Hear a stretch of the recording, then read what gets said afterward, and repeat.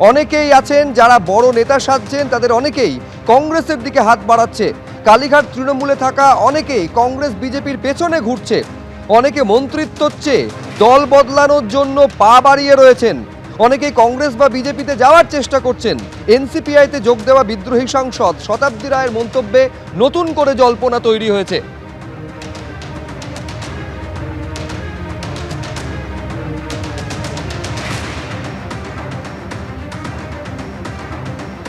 ফলে বুঝতে পারছেন যে ইতিমধ্যেই আপনারা জানেন যে কালীঘাট তৃণমূলের 28 জন মোট যে তৃণমূল কংগ্রেসের সাংসদ, তার মধ্যে 20 জন বিদ্রোহ ঘোষণা করে এনসিপিআই এর সঙ্গে মিশে গিয়েছে। এই অবস্থায় বাকি যে 8 জন রয়েছেন যারা কালীঘাট তৃণমূল, তাদের মধ্যেও কি তাহলে ভাঙন ধরতে চলেছে? এই জল্পনা উস্কে দিচ্ছেন খোদ বিদ্রোহী সাংসদ শতাব্দী রায়। তিনি বলছেন কালীঘাট তৃণমূলে এরকম অনেকেই রয়েছেন যারা কংগ্রেসের পেছনে, কংগ্রেসের দিকে হাত বাড়াচ্ছে, যারা কংগ্রেস বিজেপির পেছনে ঘুরছে। অনেকে মন্ত্রিত্ব চেয়ে দল বদলানোর জন্যও পা বাড়িয়ে রয়েছেন।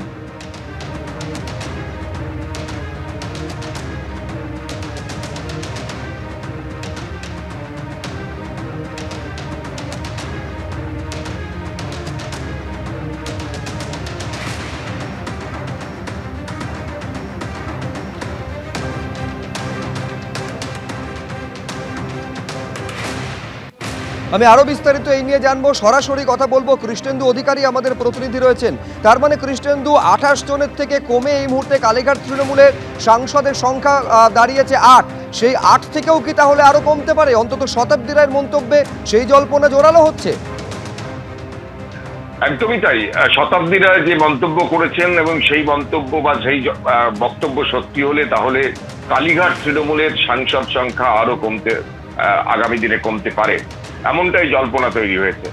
কারণ তুমি জানো যে 28 জন সাংসদ, 29 জনের মধ্যে একজন প্রয়াত, 28 জনের মধ্যে 20 জনই তারা নতুন দল এনসিপিআই এ যোগ দিয়েছেন এবং পড়ে আছে 8 জন সাংসদ। যে 8 জন সাংসদের মধ্যে অভিষেক বন্দ্যোপাধ্যায় আছেন, কল্যাণ বন্দ্যোপাধ্যায়, মহুয়া মৈত্র, সৌগত রায়, আরো কয়েকজন আছেন। মোট 8 জন সাংসদ। সেই 8 জন সাংসদের মধ্যে শতাব্দী রায় বলছেন তাদের মধ্যে কেউ কেউ কংগ্রেসের সঙ্গে যোগাযোগ রাখছেন, কেউ কেউ আবার মন্ত্রিত্বের জন্য বিজেপির সঙ্গেও যোগাযোগ রাখছেন।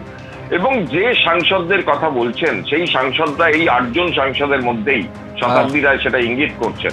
তাহলে কি কালীঘাট তৃণমূলের ভাঙন ফের আসন্ন? আবার নতুন করে ভাঙন শুরু হবে কালীঘাট তৃণমূলের? এমনিতেই রাজ্যসভাতেও দেখতে পেয়েছো যে 3 জন সাংসদ তারা পদত্যাগ করেছেন। কোয়েল মল্লিকও যে কোনোদিন পদত্যাগ করবেন। সেক্ষেত্রে এই বক্তব্য নতুন করে জল্পনা উস্কে দিয়েছে এই নতুন করে ভাঙনের। একেবারে এই জল্পনা জোরালো হয়েছে শতাব্দী রায় যে মন্তব্য করেছেন। ফলে তৃণমূল কংগ্রেসের সাংসদ সংখ্যা 28, তার মধ্যে 20 জন বিদ্রোহী হয়েছেন, পড়ে রইল কালীঘাট তৃণমূলে 8 জন। সেখানেও ভাঙন ধরতে পারে, এই জল্পনা খোদ উস্কে দিয়েছেন শতাব্দী রায়। কিন্তু শতাব্দী রায় বলেছেন কি যাতে এই জল্পনা জোরালো হচ্ছে, শুনুন। কংগ্রেসের জন্য কজন পিছনে ঘুরছে সেটাও সবাই জানা উচিত। আপনারা সাংবাদিক, আপনারাও খবর রাখুন যে কংগ্রেসে যাওয়ার জন্য কজন হাত নাড়াচ্ছে। মানে তৃণমূলেরই এমপিরা আর কি, যারা বড় বড় নেতা সাজছে এখন, যারা আড়ালে এত নিন্দে করতো, যারা আড়ালে নেত্রীকে গালাগালি করতো, অভিষেককে গালাগালি করতো, তারা হঠাৎ করে বলছে। আমরা তো বলছি না এসব কথাগুলো। এই যে বলছে না যে এরা তো কদিন আগেও দলের হয়ে লড়ছে। হ্যাঁ, যতদিন দলের হয়ে লড়াই তো আমাদের কাজ ছিল। যতদিন দলে থাকবো ততদিন দলের হয়ে লড়াই কাজ। তো এরা তো দলের সঙ্গে যখন থাকতো পার্লামেন্টে কত গালাগালি করতো আমরা জানি না? আমরা সবাই জানে। এবং আড়ালেও কত নিন্দে করতো দলে জানি না আমরা? আমাদের সঙ্গে তো করতো। আপনি বলছেন যে তৃণমূলের কয়েকজন সাংসদ কংগ্রেসের সঙ্গে যোগাযোগ করছেন? হ্যাঁ, খবর নেন। কারা তারা? যেখানে অন্য দলে পাত্তা পাচ্ছে না, অন্য দল নেবে না কয়েকজনকে, তারা এইসব করে বেড়াচ্ছে। এদের মধ্যে যারা দাঁড়িয়ে আছে ক্যামেরার সামনে, তাদের মধ্যেও আছে যারা মন্ত্রিত্ব চেয়ে দল বদলানোর জন্য পা উঠিয়ে আছে। ওরা না বলেছে বলে নিল না। সিনিয়র এমপি রামও আছে দাঁড়িয়ে আপনাদের ক্যামেরার সামনে। মানে 28 জন এমপির মধ্যে 20 জন তো আপনারা নতুন দলে চলে গেছেন। যে 8 জন বাকি আছেন তাদের সম্পর্কে বলছেন? হ্যাঁ, একদম তাদের সম্পর্কে বলছে। তারা কি মানে কংগ্রেসে যাবেন বা বিজেপিতে যোগ দেওয়ার জন্য চেষ্টা করছেন এরকম বলছেন? চেষ্টা করছে তো।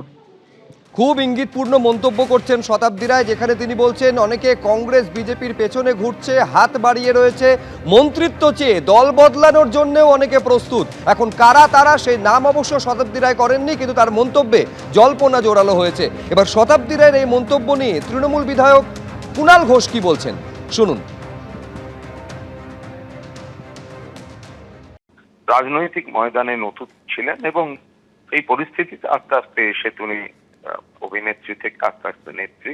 কোনো কারণে মতপার্থক্য যদি দলে হলেও থাকে, কোনো ক্ষোভ বা কোনো বক্তব্য আছে, তাহলেও একেবারে সদ্য দল যেখানে একটি নির্বাচনে প্রত্যাশিত ফল হয়নি, সেখানে তারপরেই অন্যদিকে কথা বলা বা অন্য একটি শিবিরে যাওয়া বা একটা অন্য কোনো ভূমিকা নেওয়া, সেটা বোধহয় বাঞ্ছনীয় ছিল না। কে কি বলছেন সেটা তাদের ব্যাপার। আমি তৃণমূল কংগ্রেসের একজন সৈনিক, একজন বিধায়ক এবং শতাব্দীর পরিচিত হিসেবে আমি শুধু বলতে পারি যে এই সময়টা বোধহয় দাঁতে দাঁত চিপে কর্মী এবং নেত্রীর পাশে দাঁড়িয়ে লড়াইটাই একটা মানুষ ভালোভাবে দেখতেন বিষয়টা। বাকিটা সময় বলবে। সোশ্যাল সাইটে কুৎসা করছেন মহুয়া মৈত্র, এই অভিযোগ তুলে গতকালই সরব হয়েছিলেন কাকলি ঘোষ দস্তিদার, জানিয়ে বিদ্রোহী সাংসদদের মধ্যে ভার্চুয়াল বৈঠকও হয়েছিল বলে তিনি জানিয়েছিলেন। আর আজকে সরব হলেন শতাব্দী রায়। যারা এই বিতর্কিত কথা বলছে বা যারা এখন নেতা নেত্রী হওয়ার জন্যে ফাঁকা মাঠে গোল করার জন্যে বলছে, তাদের ইতিহাসগুলো একটু খুঁজে দেখুন।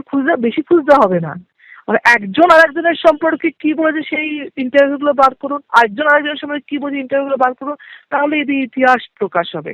আমাদের কোনো ইতিহাস নেই, আমাদের কোনো পার্লামেন্ট থেকে তাড়িয়ে দেওয়ার ইতিহাস নেই, আমাদের বিজনেসম্যান থেকে টাকা নিয়ে দেশদ্রোহিতা করার পাসওয়ার্ড দেওয়ার ইতিহাস নেই, আমাদের প্রথম টার্মে এসে পার্লামেন্ট থেকে বিতাড়িত হওয়ার ইতিহাস নেই, আমাদের বাড়ি রেনোভেশনের জন্য বিজনেসম্যানের থেকে টাকা নিয়ে দামি ব্যাগ কেনার ইতিহাস নেই। সুতরাং যাদের এইসব ইতিহাস আছে, যারা যে ভাবনায় জীবন তৈরি করেছে বা যে ভাবনায় জীবন চালায়, তারা সামনের মানুষকে সেরকমই ভাবে। হঠাৎ এরা মহান হয়ে গেল, অন্যদের খারাপ করার জন্য মহানতা দেখাচ্ছে, মহান সাজছে। এবং এদের যদি ইতিহাস কিছু না থাকতো তাহলে মহান হওয়ার চেষ্টা করতো, ভাল লাগতো, যে মনে হতো যে হ্যাঁ এরা তো সত্যি মহান, এরা তো কংগ্রেস থেকে আসা নয়, দলবদলু নয় এরা, তাহলে মনে হতো না। কিন্তু যদি এদের ইতিহাস দুনিয়া জানে, কোন মুখে অন্যদের শিক্ষা দেয়, জ্ঞান দিতে আসে, গদ্দারির পাঠ পড়া এরা না। স্বচ্ছতা যদি নিজেদের থাকতো 100 বার আমরা শুনতাম ওদের কথা।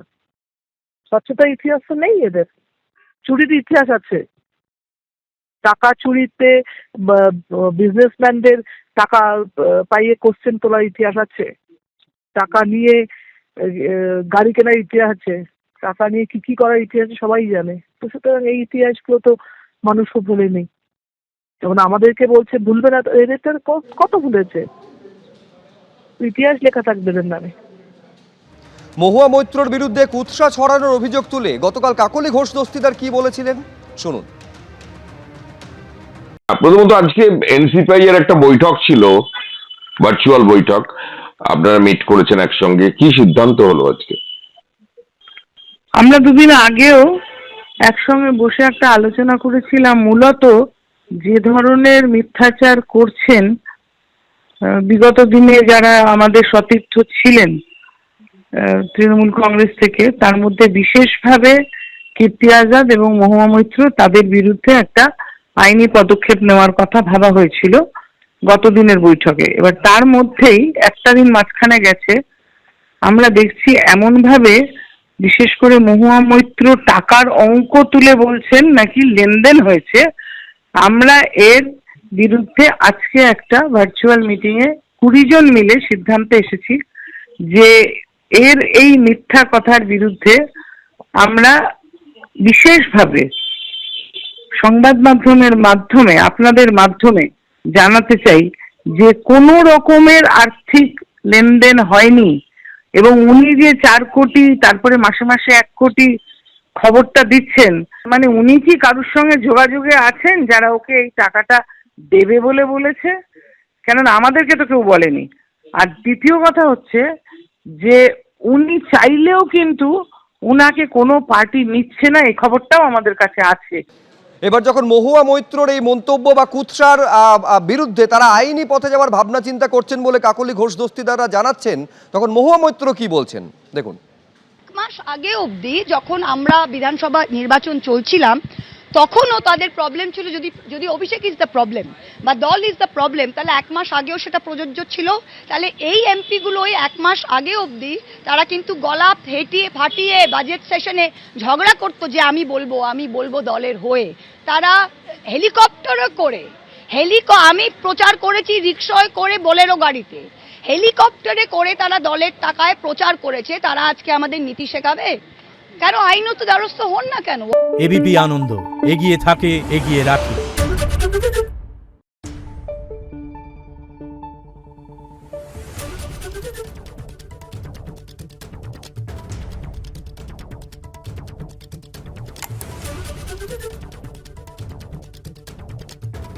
Thank you.